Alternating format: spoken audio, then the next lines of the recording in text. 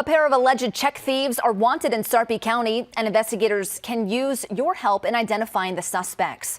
A couple looks like cool customers leaving the Gretna Walmart arm in arm, but they allegedly tried to buy $2,200 in merchandise using a stolen check. The woman used a stolen ID with a photo that didn't match her, so the store turned them away and they left before deputies arrived. Walmart security noticed the man carried a handful of checkbooks that investigators believe are stolen. If you know the names of the suspects or where to find them, contact Sarpy County Crime Stoppers and you may be eligible for a reward.